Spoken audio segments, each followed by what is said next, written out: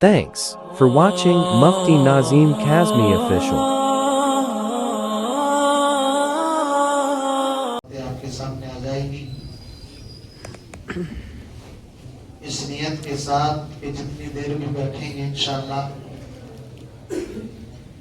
Was सुनना ये भी बहुत बड़ी इबादत है, बहुत बड़े अजर व सवाब का काम है।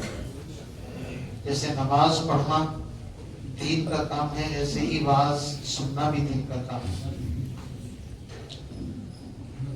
बल्कि मैं तो ये कहता हूँ कि दीन का सुनना इतना जरूरी है, इबादत उसी वक्त सही हो सकती है जब इंसान के पास सही इल्म होगा, नॉलेज होगा। वरना तो इंसान अपनी मर्जी से दीन पर चलेगा, और अपनी मर्जी वाला जो दीन होता है वो आप जानते ही कैसा होता है। जिसकी जो मर्जी में आता है फिर वो उस पर चलने को भी दीन समझता है। हालांकि ऊपर वाला चला दो बोल मीनार पे भी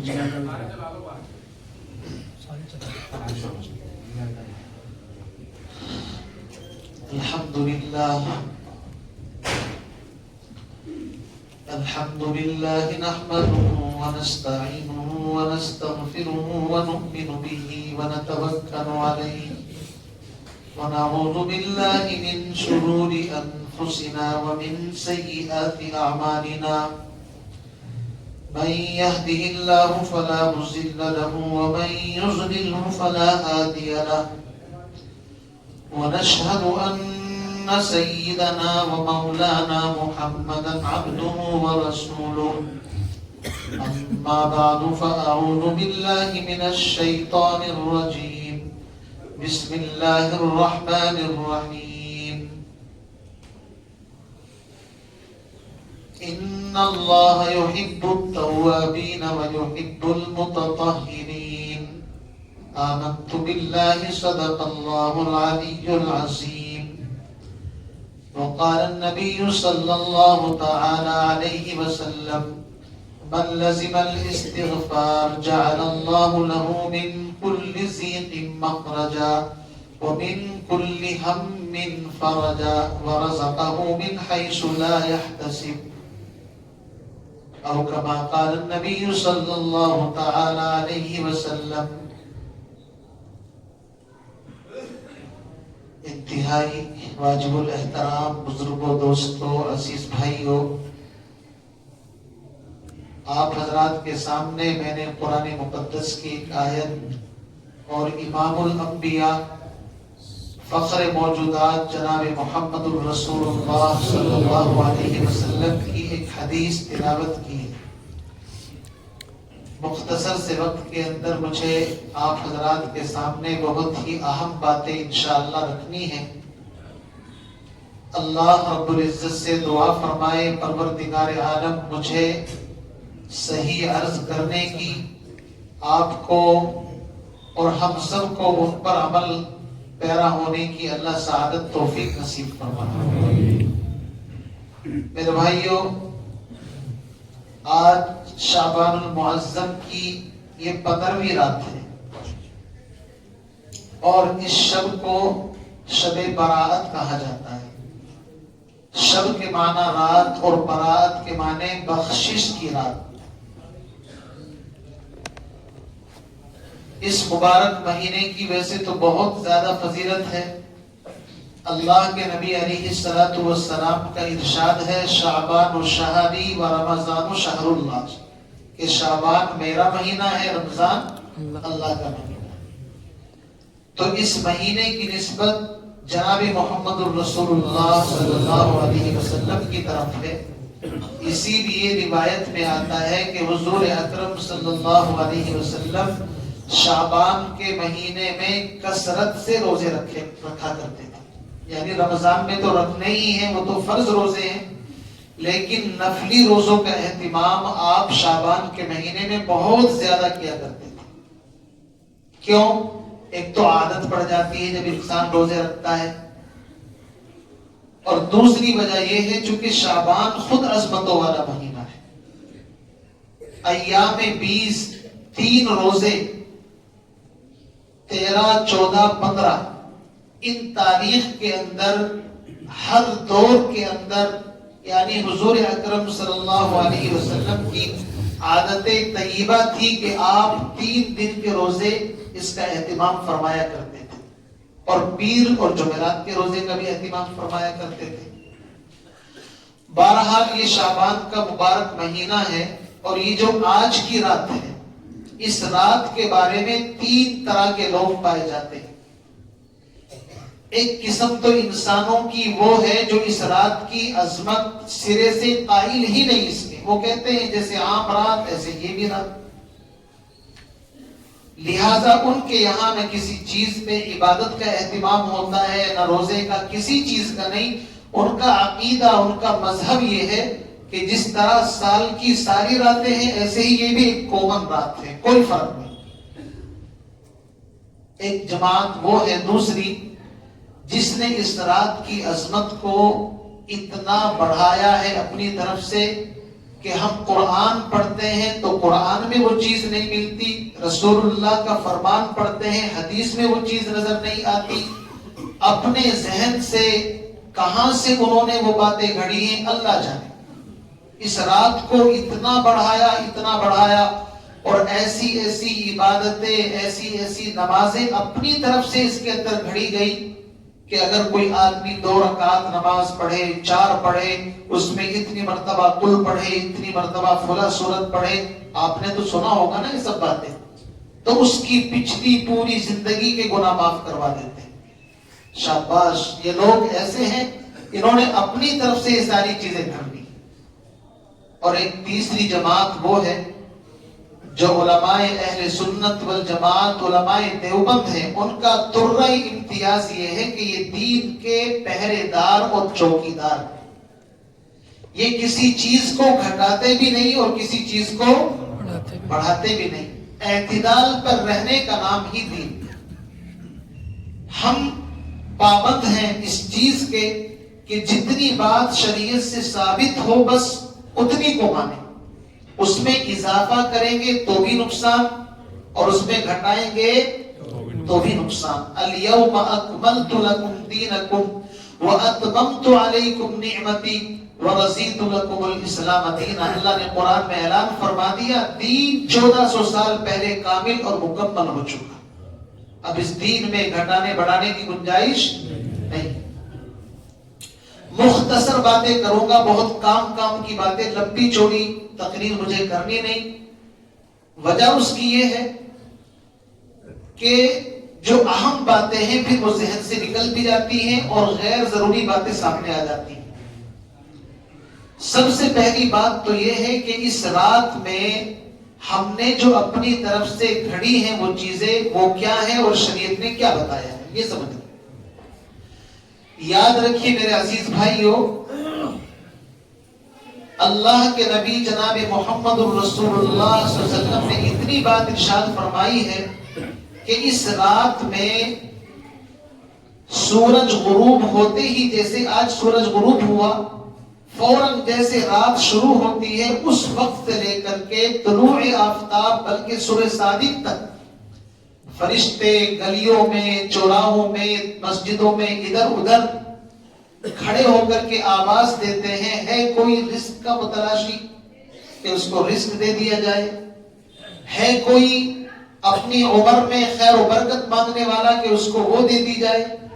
الغرض اللہ کی طرف سے فرشتے آواز لگاتے رہتے ہیں، جو بندہ نماز پڑھ رہا ہے اس کو بھی نوٹ کرتے ہیں کہ اس نے نماز پڑھی، جس نے تلاوت کی اس کی تلاوت کو نوٹ کرتے ہیں، اس بندے نے قرآن پاک کی تلاوت کی، جس نے دعا مانگی اس کی دعا کو بھی نوٹ کیا جاتا ہے۔ الغرض فرشتوں کا تو ویسے کام یہ ہے ہی، لیکن اس رات کی خصوصیت یہ ہے کہ اس رات میں اللہ رب العزت کی رحمتیں اور زیادہ متوجہ ہو جاتی ہیں انسانوں کی طرف۔ ویسے تو ہر رات مانگنے والوں کے لیے قیمتی رات ہوتی ہے۔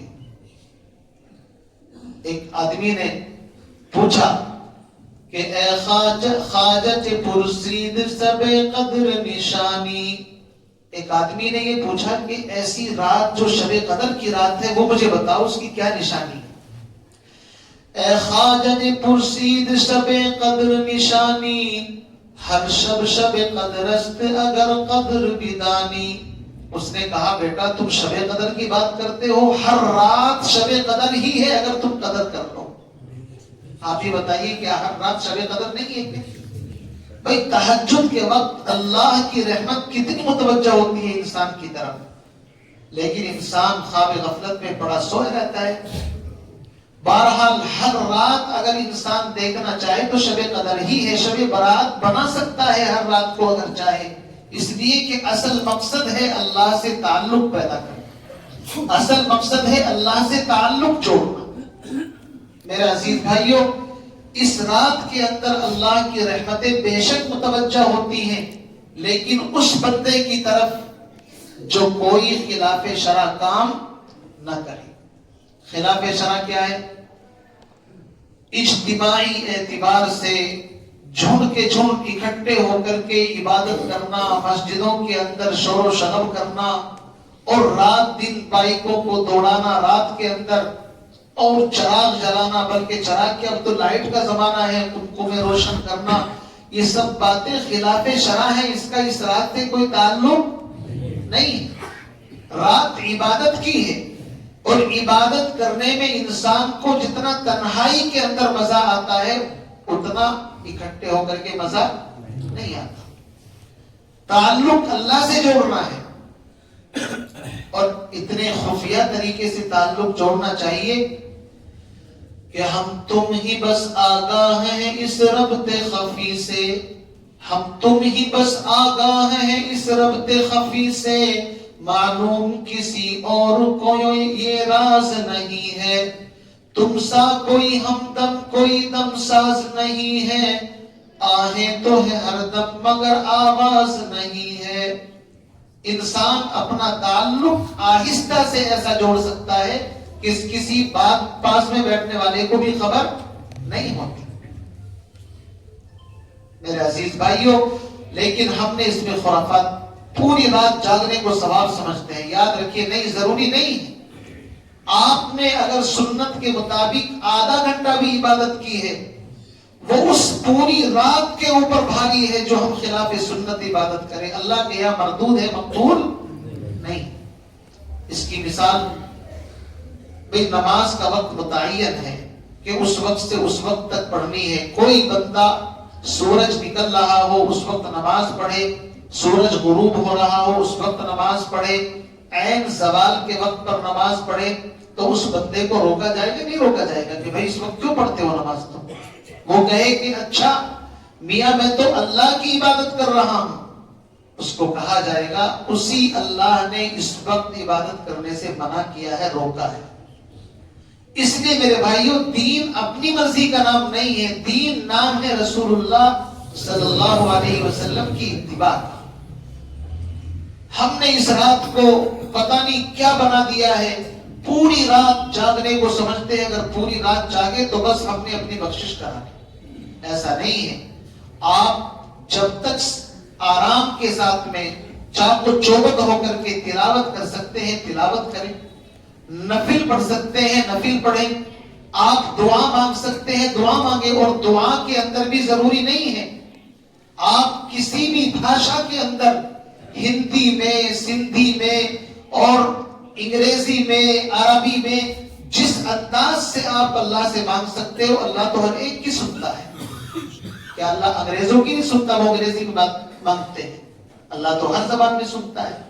ہاں اتنی بات ضرور ہے کہ وہ دعائیں جو رسول اکرم صلی اللہ علیہ وسلم کی زبان مبارک سے نکلی ہیں اور کتابوں میں لکھی ہوئی ہیں، ان الفاظ میں اگر ہم مانگیں تو دعا کی قبولیت کے چانس بڑھ جاتے ہیں، چونکہ وہ رسول اللہ کی زبان سے نکلے ہوئے الفاظ ہیں. باقی آپ اپنی زبان میں اللہ سے جو مانگو اللہ وہ دے گا. اللہ تو ہر بندے کی سنتا ہے. حضرت سیدنا موسیٰ علیہ نبینا علیہ السلام ایک مرتبہ راستے سے چلے جا رہے ہیں. راستے میں ایک چرواہے کے اوپر نظر پڑی. وہ اپنی بکریاں چرا رہا تھا اور بکریاں چراتے چراتے اللہ رب العزت سے باتیں بھی کر رہا تھا. اس کی زبان سے اللہ کی بڑائی کے جو الفاظ ہیں آپ سنیں گے تو حیرت زدہ ہو جائیں گے. اپنی زبان سے وہ چرواہا اللہ کو تلاش کر رہا تھا اور یہ کہہ رہا تھا تجھ کو گر پاتا خدا بندہ میرے. اللہ سے کہہ رہا ہے تجھ کو گر پاتا خدا بندہ میرے دابتا ہر روز دستوں پا تیرے. تیرے ہاتھ بھی دباتا پیر بھی دباتا تیرے انگ انگ ایک ایک عضو کو میں دباتا. پتہ نہیں کتنی مدت سے کسی نے تیرے ہاتھ پیر دبائے نہیں ہوں. یہ چرواہا اپنی عجیب کیفیت کے اندر ہے اور اپنی زبان کے اندر اللہ کے بارے میں وہ الفاظ کہہ رہا ہے جو بظاہر الفاظ کہنے بولو بھائی نہیں چاہیے. یہ الفاظ مناسب نہیں ہے اللہ کے بارے میں. جو کہ قل هو اللہ احد اللہ الصمد. اللہ بے مثل بے مثال ہے. نہ اس کو کسی کے ہاتھ پیر دبانے کی ضرورت ہے نہ دبوانے کی ضرورت ہے. لیکن اللہ کے یہاں آداب الگ الگ ہیں. جیسا انسان ہوتا ہے اللہ کا تعلق اسی درجے کا ہوتا ہے اس کے ساتھ.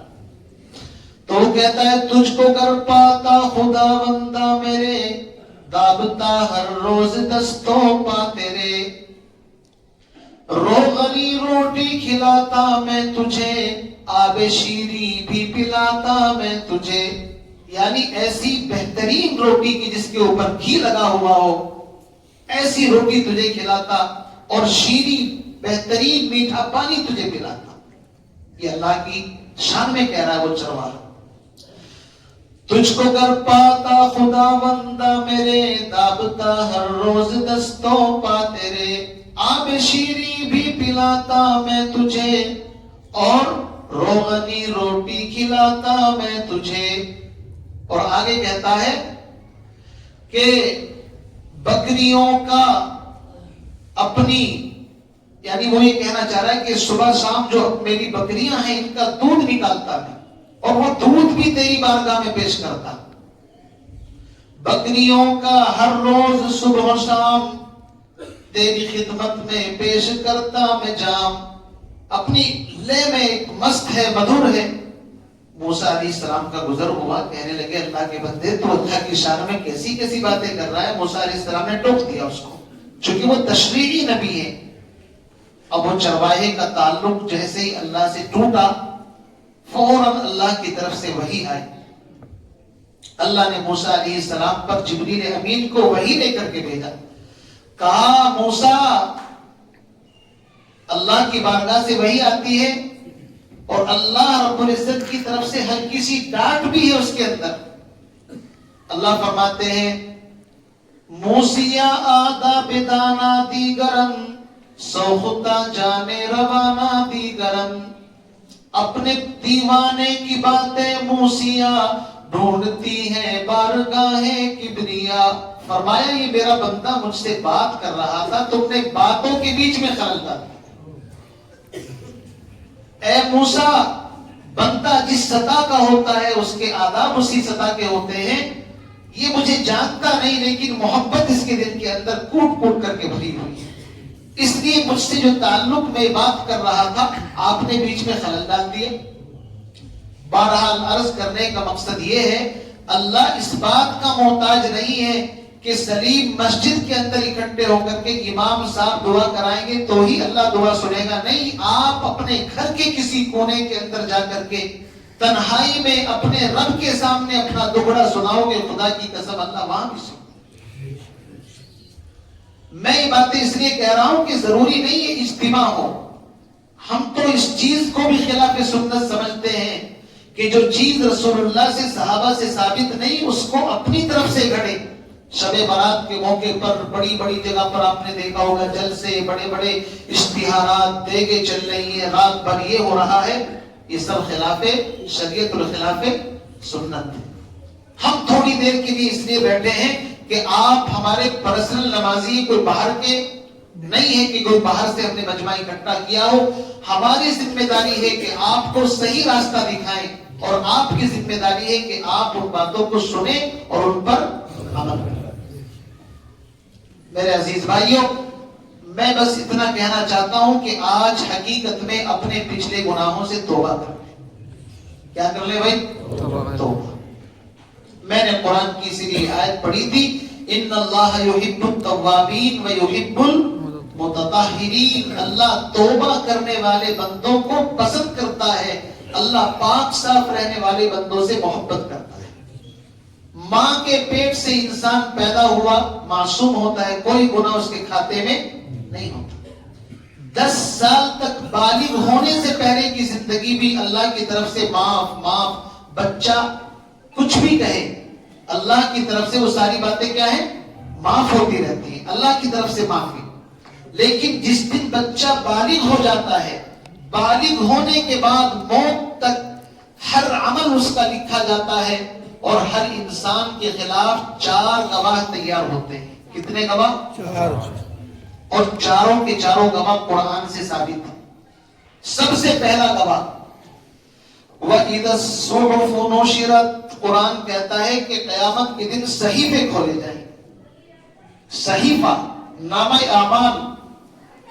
دوسرا گواہ کِرَامًا کاتبین یعلمون ما تفعلون، ہر انسان کے دائیں بائیں کاندھے پر فرشتے 24 گھنٹے اس کا عمل لکھ رہے ہیں.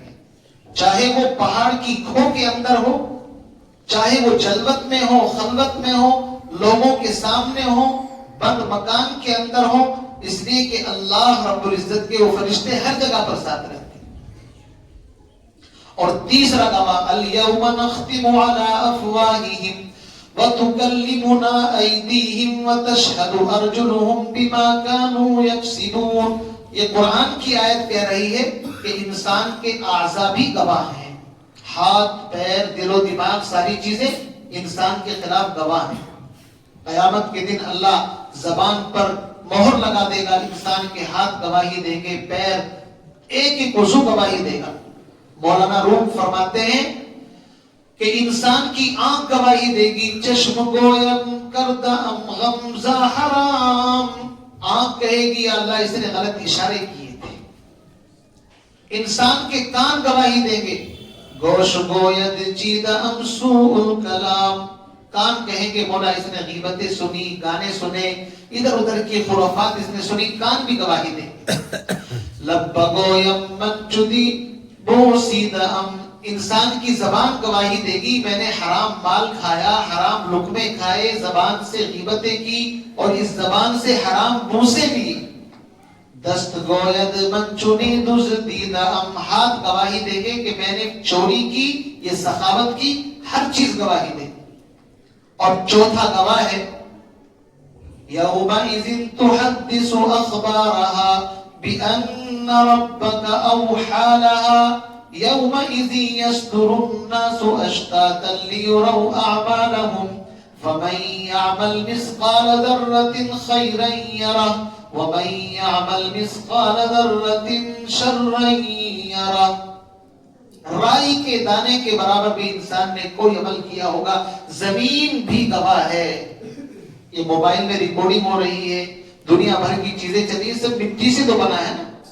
تو آج کے اس زمانے میں ان چیزوں کو سمجھنا آسان کہ زمین یہ گواہی دے گی مولا اس نے یہاں پر سجدہ کیا تھا، اس نے مقدس رات میں یہاں پر نماز پڑھی تھی، اس نے تلاوت کی تھی، اس نے شراب پی تھی، اس نے جوا کھیلا تھا، اس نے زنا کیا تھا. اس زمین پر انسان جو بھی عمل کرتا ہے زمین قیامت کے دن گواہ بنے. تو کتنے گواہ ہو گئے؟ 4 بتائے نا میں نے، اور چاروں کے چاروں قرآن سے ثابت ہے. یومئذ تحدث اخبارها کراما کاتبین یعلمون ما تفعلون واذا الصحف نشرت اليوم نختم على افواههم. جب قیامت کے دن انسان کے خلاف 4 گواہ ہوں گے تو جان بچے گی؟ بولو بھائی. دنیا کے اندر 2 گواہ اگر صحیح سے مضبوطی سے مقدمے کی پیروی کر لیں تو حالت خراب ہو جاتی ہے. اور وہاں 4 گواہ اور چاروں کے چاروں ایسے گواہ کی جس کو رشوت نہیں دی جا سکتی، جو جھوٹ نہیں بولیں گے، بالکل وہی چیز بیان کریں گے جو کچھ ہوگا. تو کیا آپ اور ہم یہ چاہیں گے کہ قیامت کے دن ہمیں ندامت شرمندگی اٹھانی پڑے؟ یہ چاہو گے بھائی؟ کوئی نہیں چاہے گا. قرآن پاک کے اندر ہے، اللہ فرماتے ہیں کہ قیامت کے دن 2 طرح کے لوگ ہوں گے. ایک وہ جن کو نامہ اعمال دائیں ہاتھ میں دیا جائے گا. فَأَمَّا مَنْ أُوتِيَ كِتَابَهُ بِيَمِينِهِ فَيَقُولُ هَاؤُمُ اقْرَءُوا كِتَابِيَهْ إِنِّي ظَنَنتُ أَنِّي مُلَاقٍ حِسَابِيَهْ. جس کو دائیں ہاتھ میں ملے گا وہ کہے گا میں اس دن کی تیاری کر کے آیا ہوں، مجھے پتا تھا کہ نامہ اعمال ملیں گے. ہاؤم اقرءوا کتابیہ، اللہ فرمائیں گے کہ وہ یوں کہے گا اس کتاب کو پڑھو، دیکھو میرا رزلٹ کتنا اچھا آیا ہے، میں پاس ہو گیا. وَأَمَّا مَنْ أُوتِيَ كِتَابَهُ بِشِمَالِهِ، اور جس کے بائیں ہاتھ میں نامہ اعمال ملے گا وہ کہے گا لم. وَأَمَّا مَنْ أُوتِيَ كِتَابَهُ بِشِمَالِهِ فَيَقُولُ يَا لَيْتَنِي لَمْ أُوتَ كِتَابِيَهْ وَلَمْ أَدْرِ مَا حِسَابِيَهْ یا لیتہا کانت القاضیہ، وہ تمنا کرے گا کاش مجھے آج کے دن یہاں پر کھڑا ہی نہ کیا جاتا. اس لیے میرے عزیز بھائیوں، ہم اس دن کی تیاری کے لیے اس دنیا کے اندر بھیجے گئے ہیں. اگر یہ چاہتے ہیں کہ نامہ اعمال دائیں ہاتھ کے اندر ملے تو آج اللہ کے سامنے اپنی پچھلی زندگی سے توبہ کر کے اٹھنا ہے. اللہ نے نبوت کا دروازہ بند کر دیا لیکن ولایت کے سارے دروازے کھلے ہوئے. اگر انسان اپنی محنت سے نبی بننا چاہے نہیں بن سکتا. کوئی انسان یہ چاہے کہ میں اتنی عبادت کروں، اتنی ریاضت، اتنی محنت کروں کہ میں نبی بن جاؤں، وہ نبی نہیں بن سکتا. اس لیے کہ لا نبی یا بعدی، اللہ کے نبی نے فرمایا میرے بعد نبوت بند ہو چکی ہے، لیکن ولایت کے سارے دروازے کھلے ہوئے ہیں. آج کوئی غوث بننا چاہے بن سکتا ہے، قطب بننا چاہے بن سکتا ہے، ابدال بننا چاہے بن سکتا ہے. کوئی صدیق بننا چاہے تو صدیق اکبر تو الگ تھے لیکن صدیقیت کے سارے دروازے آج بھی کھلے ہوئے. اللہ نے ہمیں دنیا کے اندر اسی لیے بھیجا ہے کہ اے ایمان والے بندو، تم سب کے سب ولی بن کر کے میرے پاس آنا. اور ولایت کا آسان شارٹ کٹ راستہ آپ کو بتاؤں کیا ہے؟ ولایت کا آسان راستہ یہ ہے کہ ایک تو ولیوں اللہ کے جو دوست ہیں ان سے اپنا تعلق پیدا کر لیں. جب انسان ان کی صحبت میں بیٹھے گا تو پھر اللہ رب العزت ان کو بھی صحبت کی برکت سے ولایت میں سے کچھ نہ کچھ عطا فرماتا. صحبت سالے تورا سالے کند، صحبت تالے تورا تالے کند. نیک انسان کی صحبت انسان کو نیک بنا دیتی ہے اور بد لوگوں کی صحبت انسان کو بد بنا دیتی ہے. آپ اپنی صحبت نیک لوگوں کے ساتھ رکھیں. یہ ولایت بالکل ایسی ہے جیسے آپ میگنیٹ چمبک کے ساتھ اگر آپ لوہے کو کچھ دن کے لیے چھوڑ دیں، ایمانداری کے ساتھ بتاؤ اس میں اثر آتا نہیں آتا ہے؟ آ جاتا ہے اس کے اندر اثر.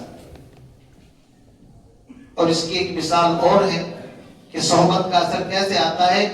آپ نے دیکھا ہوگا جو تل ہوتا ہے نا، تل، جب یہ تل نکل کر کے باہر آتا ہے تو اس کی بھسی چھٹائی جاتی ہے، اوپر سے اس کو رگڑا جاتا ہے یہاں تک کہ اس کے اندر کا تیل آہستہ آہستہ نظر آنا شروع ہو جاتا ہے. اگر اس کے اوپر سوئی لگا دے تو تیل نکل آئے گا. پھر اس کے اوپر جس کی بھوسی صاف کر دی جاتی ہے، چمیلی کے پھولوں کو اس کی صحبت کے اندر رکھا جاتا ہے ایک ٹائم تک کے لیے، ہفتہ 10 دن. اور جب چمیلی کے پھولوں کی خوشبو اس تلوں کے اندر جذب ہو جاتی ہے پھر آپ اس کو کولوں کے اندر نکلوا کر کے لاتے ہیں. اب اس کو کوئی بھی تل کا تیل نہیں بولتا بلکہ چمیلی کا تیل بولا جاتا ہے. کیا بولا جاتا ہے اس کو؟ چمیلی. آپ نے شاید دیکھا نہیں چمیلی کے تیل کیسے بنتے. چمیلی میں سے ڈائریکٹ کوئی تیل نہیں نکلتا ہے. آپ اس کے پھولوں کو چاہے اس سے تیل نکالیں ایسے نہیں نکلتا ہے. ان پھولوں کو ان کے اوپر ڈالا جاتا ہے اور پھر ایک مدت تک اس کی صحبت میں رہنے کی وجہ سے ان پھولوں کا اثر دل کے اندر پہنچ جاتا ہے. پھر ان کو کولوں کے اندر بیل کر کے جب باہر نکالتے ہیں تو وہ بن جاتا ہے چمیلی کا تیل. اس صحبت کی وجہ سے بنا. جب انسان کسی اللہ والے کی صحبت کے اندر رہتا ہے تو میرے عزیز بھائیوں اس کے دل کے اندر جو اللہ کی طرف سے نورانیت اور تقویٰ ہے وہ بھی اس کے دل کے اندر منتقل ہو جاتا ہے. اس لیے اللہ کا ولی بننے کا آسان نسخہ یہ ہے. اور دوسرا نسخہ یہ ہے کہ روزانہ اللہ کی بارگاہ میں توبہ استغفار کریں. کیا کریں؟ توبہ استغفار. توبہ اور استغفار کی برکت سے انسان اللہ کا ولی بلکہ علماء نے لکھا ہے کہ جو کثرت کے ساتھ استغفار کرتا ہے اللہ رب العزت اس کو وہ مقام عطا فرما دیتے ہیں کہ پھر وہ مستجاب الدعا بن جاتا ہے، جس کی دعا کبھی رائے گا نہیں جاتی. وہ جو کچھ اللہ سے مانگتا ہے اللہ اس کی دعا کو سنتا ہے، قبول کرتا ہے. اس لیے فرمایا من لزم الاستغفار، جو بندہ استغفار کرتا ہے جعل اللہ له من كل ضيق مخرجا، اللہ ہر تنگی سے اس کو نکال دیتا ہے. ومن كل هم فرجا، ہر غم سے اس کو نجات دیتا ہے. ورزقه من حيث لا يحتسب، اور ایسی جگہ سے رزق دیتا ہے جہاں سے اس کو گمان بھی نہیں ہوتا. استغفار کے اوپر. اور حدیث پاک کے اندر آتا ہے ان المستغفرین نزلوا بمنزلۃ المتقین، استغفار کی برکت سے اللہ انسان کو متقی بنا دیتا ہے، تقوی کے مقام تک پہنچ جاتا ہے. اور حدیث کے اندر آتا ہے کہ جب بندہ استغفار کرتا ہے اپنے گناہوں کو سامنے رکھ کر کے اللہ سے معافی مانگتا ہے، اگر اس کی آنکھ سے ندامت کا ایک قطرہ نکل جائے اللہ رب العزت جہنم کی آگ اس بندے پر حرام کر دیتا ہے.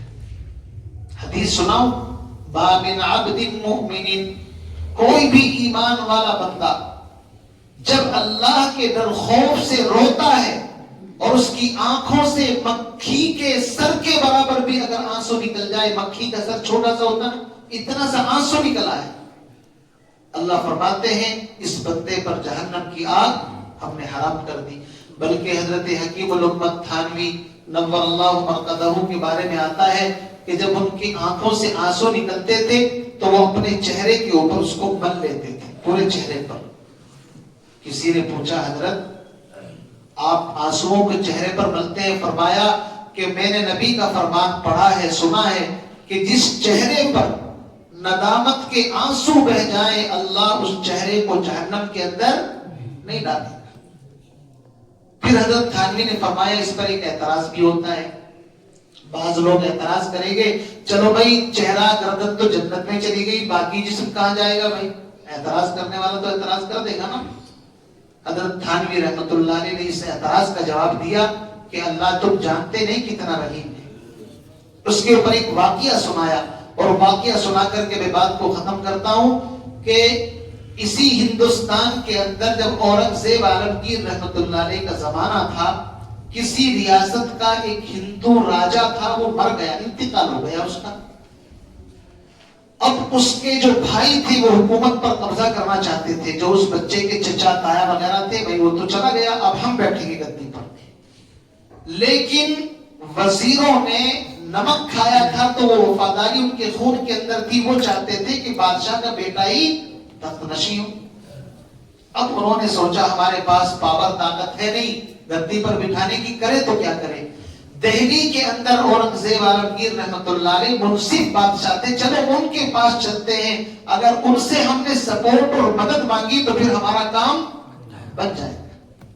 چنانچہ وزیر اس بچے کو پورے راستے سمجھاتے ہوئے پڑھاتے ہوئے آ رہے ہیں کہ اگر بادشاہ نے یہ سوال کر لیا تو یہ جواب دینا، یہ سوال کر لیا تو یہ جواب دینا، یہ سوال کر لیا یہ جواب دینا. بچے نے سوال سن کر کے کہا کہ اگر اور کوئی سوال کر لیا، جو سوال تم بتا رہے ہو یہ سوال نہ کیا اور کر لیا، تو وزیر ہنسنے لگے کہ بھائی بچہ سمجھدار ہے، اس کو زیادہ پڑھانے کی ضرورت نہیں، وہ ہندو بچہ. چنانچہ اورنگزیب عالمگیر رحمۃ اللہ علیہ اپنے حمام غسل خانہ جو ان کا ہوتا تھا ہوش ٹائپ، اس کے اندر غسل کر رہے تھے اس وقت جب وہ آئے. اب وزیر ساتھ میں کھڑے ہوئے ہیں، چھوٹا بچہ ہے.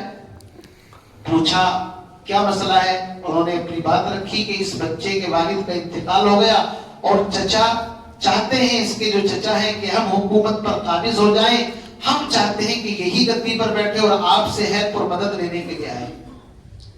اورنگزیب عالمگیر رحمۃ اللہ علیہ نے اس بچے کے دونوں ہاتھ پکڑ کر کے آگے کیا اور اس کا ہاتھ پکڑ کر کے اس سے کہا لا میں تجھے حوض کے اندر ڈالتا ہوں.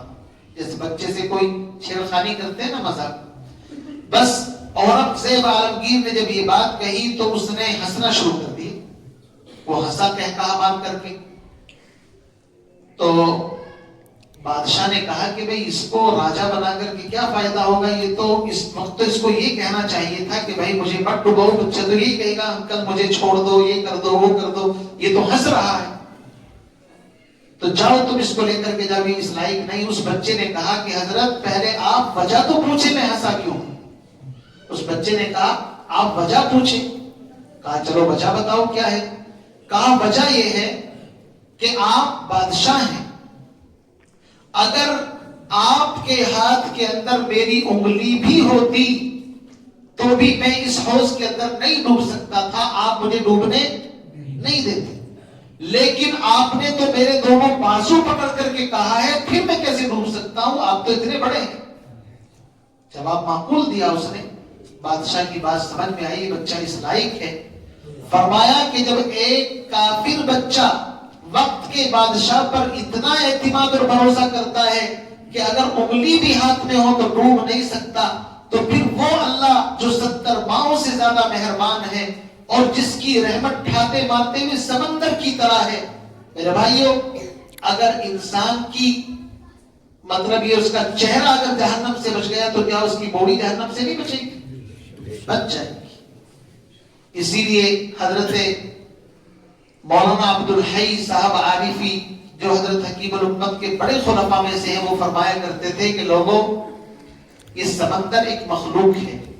ہم بمبئی کے اندر رہے تو وہاں پر سمندر ہے بہت بڑا, لوگ جاتے بھی ہیں دیکھنے کے لیے. سمندر کے اندر دنیا بھر کے انسانوں کا کوڑا کچرا غلاظت گندگی پہنچتی ہے اس کے اندر, لیکن ایک موج سمندر کی آتی ہے اور ساری کی ساری غلاظت کہاں گئی پتہ بھی نہیں چلتا. سمندر اس ساری گندگی کو اپنے اندر سمیٹ لیتا ہے اور پھر وہ سارا کا سارا پانی پاک کہلاتا ہے. اگر وہاں پر کوئی امام غسل اور وضو کر کے نماز پڑھا دے تو بتاؤ نماز ہوگی یا نہیں ہوگی؟ ہو جائے گی, کیونکہ سمندر کا پانی پاک ہے. تو وہ فرمایا کرتے تھے ڈاکٹر عبدالحی صاحب عارفی کہ جب اللہ کی ایک مخلوق سمندر کی ایک موج کے اندر اتنی طاقت ہے کہ ہزاروں انسانوں کی گندگی اپنے اندر جذب کر لیتا ہے, تو آپ یہ بتاؤ جس خالق نے سمندر کو پیدا کیا ہے, اگر اس کی ایک رحمت کا جھونکا آ جائے تو پھر کیا حال ہوگا؟ بولو بھائی. اس لیے ہمارے گناہ, بعض مرتبہ انسان یہ سمجھتا ہے کہ بھائی میں تو بہت بڑا گنہگار ہوں, یہ ہوں ویسا ہوں, میری بخشش نہیں ہوگی. یاد رکھیے یہ اللہ کے ساتھ بدگمانی ہے. یہ کیا ہے؟ اللہ کے ساتھ بدگمانی ہے. ارے تم اپنے گناہوں کو اللہ کی رحمت سے زیادہ سمجھتے ہو, تمہیں شرم نہیں آتی؟ اللہ کی رحمت تو ٹھاٹے مارتے ہوئے سمندر کی طرح ہے. ساری انسانیت کے گناہ اگر آسمانوں کی بلندی تک پہنچ جائے, لیکن انسان ندامت کے ساتھ سچے دل سے توبہ کر لے. توبہ کی 3 شرطیں ہیں. کتنی شرطیں ہیں؟ 3. ان یقلع عن المعصیہ, اس گناہ کو فوراً چھوڑ دے جس گناہ کے اندر مبتلا ہے. دوسری شرط ان یندم علیہا, دل کے اندر ندامت پیدا ہو جائے, احساس پیدا ہو جائے, اسی کا نام توبہ ہے. اور تیسری شرط یہ ہے ارادہ کر لے آج کے بعد جان چلی جائے گی لیکن گناہ نہیں کروں. یہ شرط ہے توبہ.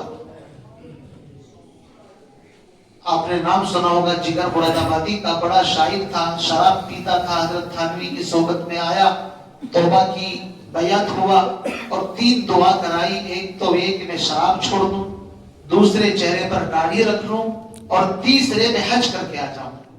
اللہ نے تینوں کی توفیق دی, شراب بند کر دی. انٹرنیشنل شاعر تھا بڑا, جب ایک دم شراب چھوڑی تو بیمار پڑ گیا. حکومت نے کہا کہ بھائی تم تو قومی امانت ہو, تھوڑا تھوڑا کر کے چھوڑو, اگر چھوڑنی ہے ایک دم چھوڑو گے تو مر جاؤ گے. کہا کہ اگر مر گئے تو کیا ہوگا, کم سے کم توبہ کر کے تو مریں گے, اور اگر پیتے رہے موت آ گئی تو پھر کیا ہوگا. لہذا ارادہ کر لیا کہ آج کے بعد شراب کو ہاتھ نہیں لگائے. پینے کو بے حساب پی لی, اب ہے روزے حساب کا دھڑکا, اس کا مشہور شعر ہے.